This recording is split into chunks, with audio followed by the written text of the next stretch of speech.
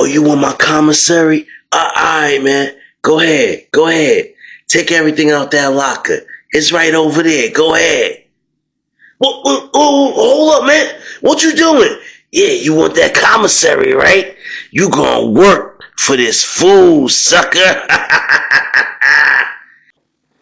What up, what up, what up? We are back. Who am I? Jersey Street Corner, and this is the Prison Talk Show. So let's get into it. Alright. Now this story is about a guy named Cody from a local gang. So he was one of those guys who thought prison was like the streets, and he had no fear. He's still young, and he got that bully mentality. He caught a 5 to 10 bid for robbery, and he already been through the county and reception to get here with us. So obviously Cody ain't listened to nothing nobody in the county or reception told him. I'm sure somebody told Cody, don't be a tough guy, because it's like that in prison. People gonna buck back, and they tougher than you. Now, I didn't tell y'all, but Cody like 6'2", white, and skinny as hell. He remind me of that rapper Machine Gun Kelly. Now, they bring Cody in A block, and the wolves already plotting on him. They scoping him out, scoping his bag out. But everybody also peeping the hardcore war Cody got going on right now. He's stepping through that cell with authority like he got time in. So everyone watching to see what cell he go to. And the next thing you know, the whole pod got loud. Like, oh, shit, oh, I told you. Yeah, it's about to be showtime. So we down in the day room playing spades, and Josh was like, yo, how many days you give him? Didi like, I give him 3 days. Josh like, nah, I say 2.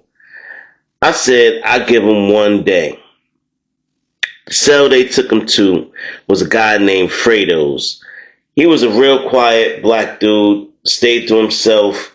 He was in for a double homie. Word is he unalived his lover when he found out they was married. He took them both out. When he broke into the home and caught him in bed, y'all, his lover was the husband.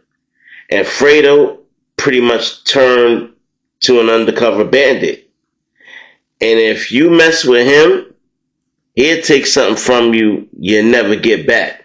And obviously Fredo on some fatal attraction shit. So if he take you and he like you, there's no leaving unless he go to lockup. Fredo don't want to hear no damn talking. Now people nosy as hell in prison, y'all. So right away, as soon as Cody entered that cell, the 2 inmates living in the cell right next door, they immediately shot up into their cell because you can put your ear to the wall, and most of the time it's cracks in the wall. You can hear right through the other room. You can slide stuff through the walls even sometimes. So they went up there right away so they could hear the whole interaction, what's going on, if they going to shake, if they going to get along, what's it going to be. And I think like maybe 2 or 3 other cats went up there with them in the room so they could listen. Now, soon as Cody get in the room, Cody see Fredo on the bottom bunk. And Fredo like around 5'9", something like that. So Cody look at him and say, hey, yo, little man, I'm not going to be able to sleep on that top bunk. I'm going to need you to move. I'm too tall for that top bunk, man. And Fredo looking at him like, all right, man, all right, you got it. Now, being that Fredo just gave in to that request, which everybody in the other room, they're like, oh, shit, you heard that. Then he like, hey, yo, what you got in your locker down there? You got any soups? And Fredo like, yeah, I got a few soups. I got some soups. You got some soda? Yeah, I got some soda. All right. Listen, I want to make a hookup. You got some meat, some tuna, some chicken? He's like, yeah, I got something. I, I'm gonna need you to put it together. Cause I ain't never made one before, but I heard it was real good. So I'm gonna need you to whip up a hookup for me. You're like, I bet. You know, we roommates now, so yeah, I can share a hookup with you. He like, hold on. You got things misconstrued. Are you confused? Did you hear me say share? I said I need you to make me a hookup. We ain't sharing shit up in this cell. You lucky I'm letting you breathe up in here. Now you gonna make me a hookup and pass it off. And I mean now. So Fredo's boiling inside. But like I said, y'all, Fredo is very restrained. It's very quiet. And that's the ones you gotta look out for. So Fredo start making that hookup right away. He got boiling water, he got the soups going, crushing cheese doodles up, got chicken. He about to drop it in there, mix it up, and he put it in a big bowl, and he gave the whole bowl of Cody. He didn't even take a drop, y'all. He gave the whole bowl of Cody. It's like, here you go. And Cody looking at him like, that's what I thought. Hey, what your name is? And he was like, my name Fredo. And he said, Fredo, like, what's your name? Don't ask me no questions. Fredo, like, man, whatever, man. I'm just gonna get on my bunk. I'm just gonna get on my bunk and go to sleep. And Cody, like, yeah, you do that. Probably be better off if you do that. I need time to go to your locker anyway. You better not move. Now, Fredo, he's what he's really doing. Fredo is sleepwalking Cody. And like I said, Cody didn't listen to nothing that anybody told him. Because I'm sure people told him to be on the watch for the booty bandits. Be on the watch for the sleepwalking. Ain't no way in hell this man just let you come in that cell and take over just like that. And you gonna turn your back on him. You gonna close your eyes and go to sleep one night in that cell with him. After treating him that way, yeah, you really wasn't ready for this prison life, buddy. So it would go on a couple of hours, and Fredo will be up on that top bunk, acting like he's asleep. And mind you, Cody is down there ravaging his locker. He eating all of his Snickers bars. He going through all of his sodas. He eating his chips. He down there getting fat, y'all. Yeah. Now, he's not thinking of the consequences. He don't even know this man. He hasn't got to know anybody else in the pod yet. But on his first night in prison, in a new cell, he decided he was going to extort his own roommate. And what's worse is Cody actually thought his own roommate was going to stand for it. Now we're talking about Fredo's an older guy, older than Cody. Cody's in his 20s. Fredo's in his 40s. Fredo been down for a while now. Fredo got 25 plus years, and he really don't care. He gonna do what he want. He gonna take what he want. So about 3 o'clock in the morning will come, and Fredo will get down off that bed,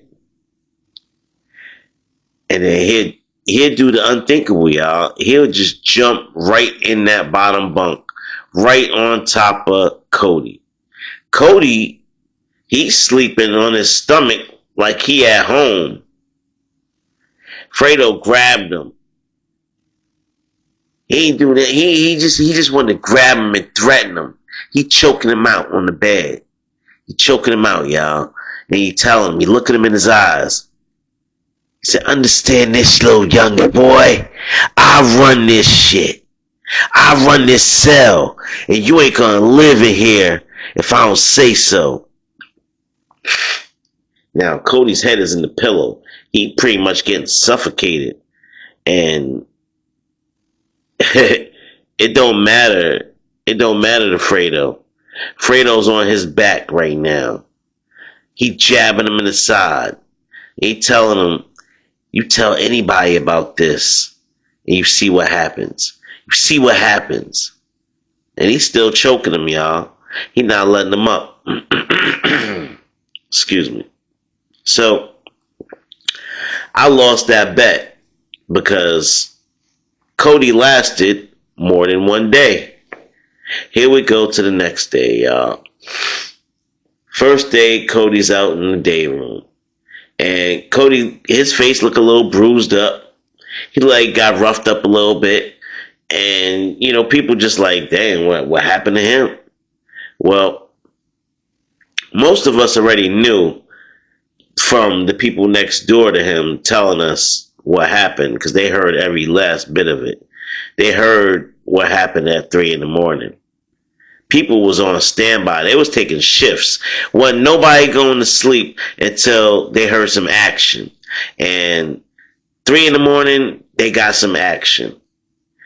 So Cody, he walking around, still got that hardcore pimp with him. And he acting like a tough guy. He acting like nothing happened last night. He acting like he ain't just get beat up in the bunk. Now he going around looking for somebody else that he could punk, that's smaller than him, that he could take advantage of. Because he don't like the way it feels getting taken advantage of. Yo, if you haven't done so already, do your boy a favor. Hit that like button, subscribe to the channel. Hit them comments up, y'all. Let's go. Now, obviously, ain't nobody in this pod gonna be scared of Cody, especially after spending the night in the cell that he just came from with Fredo. Everybody knew what it was. If Fredo ain't had to say nothing, Cody ain't had to say nothing. We knew something was going down in that room, whether Cody liked to admit it or not. Now, Fredo up at the cell, he's watching Cody's movements. He watching him like a hawk to see if he go and speak to any guards or who he talking to, just in case he gotta smack old boy up when he get back to the cell. So he see him stopping to talk to a few inmates, keep it moving. Then Cody goes and gets on the phone. He has his phone call. Cody is actually trying to call home for help. He's trying to get his people to call anonymously so it don't sound like he did it. But he's trying to get somebody from the outside to say that his life is in danger. He don't want to be the one to do it. Now, that normally doesn't work. It doesn't work that way. I mean, unless you got some high pull with the mayor or something like that that's going to vouch for you and make that call, then yeah, it don't work like that. Even celebrities don't get treatment that good. Now, after all this movement, Fredo, he's already upstairs in the cell. He's sitting on the bunk, and he's like, I know this fool didn't just go try and tell on me. I know he ain't just go try and tell on me. I'm going to whoop his ass. And Cody, he's down there in the day room watching TV. So Fredo had already took all of his stuff back out of the locker that he, let Cody take when he was sleepwalking him. He took his stuff and he took Cody's stuff. And he locked it all in his locker. He took Cody's lock off of his lock because he didn't want him to have a weapon. So he made sure he took Cody's lock out of the cell. Now, It's almost time for second count. Cody heading back up the steps, right back to the cell with Fredo. Fredo in there waiting for lockdown. And he just gonna taunt them. He just gonna mess with them a little bit. The guys in the cell next door said every few minutes you would hear Fredo say, "Hey, I can't wait till the last lockdown, man. It's gonna be great." And just keep messing with Cody. The whole lockdown. Cody's scared he gonna, have to fight or something gonna get done to him or whatever. Now, Fredo, he just staring at him. He just being spooky, y'all. And like I said, Fredo, he the type like to play with his food, if you will. So, yeah, he gonna chew him up a little bit before he spit him out. If you get what I'm saying. Fredo, he gonna play those mind games with him. So he told Cody, he said, "Hey, when you come back from lunch, make sure you bring me your dessert.